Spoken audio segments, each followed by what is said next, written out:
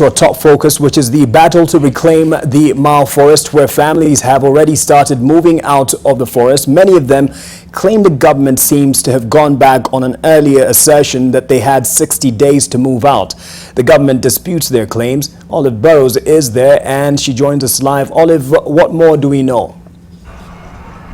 Well, Mark, where do I start? Well, after we finished up with the Emurua Dikiri Member of Parliament, that is Johanna Ngeno, at the Narok Police Station, we made our way into the Maasai Mau to establish whether the 15 schools the government said should continue operations for the duration of the respite, that is 60 days, are operational, and whether there's school children in class. What we established was they're not, and according to their parents, according to the residents we spoke to, it's because they're living in fear, a sense of limbo.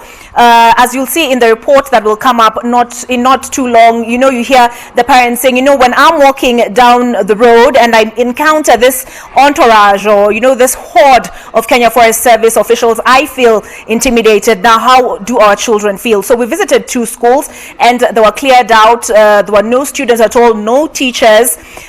Those were the 2 schools we managed to visit, and according to residents, only 1 school managed to open today, with 15 out of the 700 who are enrolled in that particular school.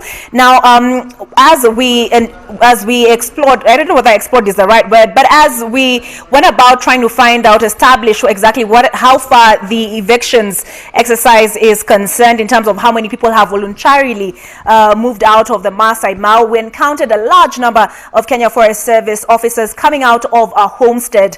Of course, our curiosity was piqued, and we stopped, went into the homestead and tried to find out what they were doing there. And the lady we found there, she had her son in her arms, and she told us that she was given 2 hours to pack up and leave. Now, we thought that was, we didn't really know what to think of it at the time. We thought maybe it's an exceptional story. It's only a one-off. Maybe she's exaggerating. Maybe she doesn't know what she's talking about, or maybe she's driving some agenda. But when we went further down into the Maasai Mau, we encountered many people on motorbikes, with donkeys, with a lot of mabati.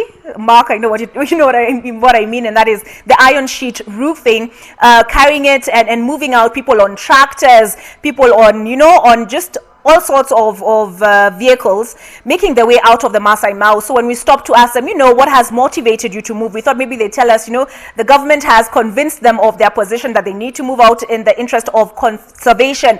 But they echoed the initial sentiments we got from the lady with her son in her arms, and they said they came into our homes.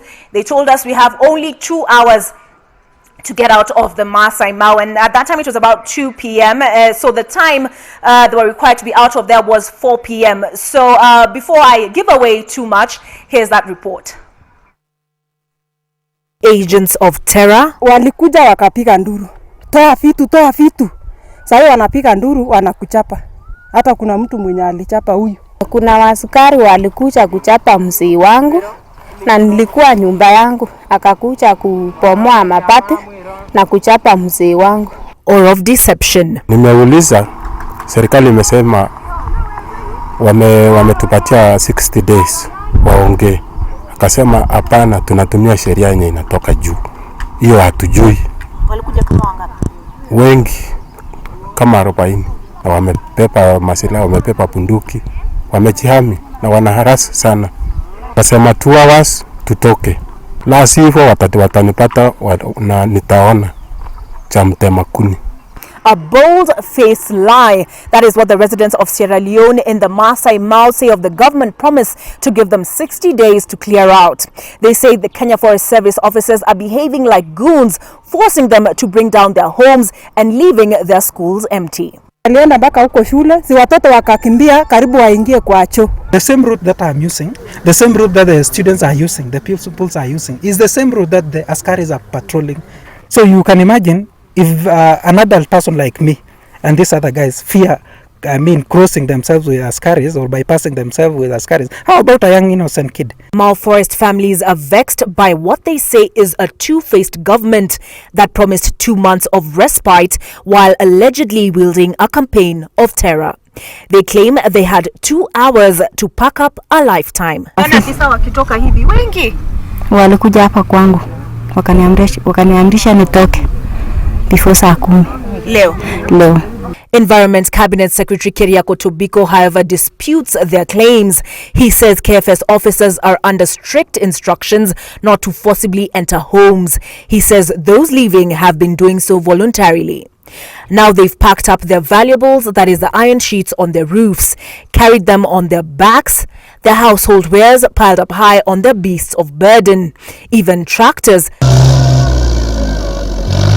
served the purpose, as did the nothing is impossible to carry border.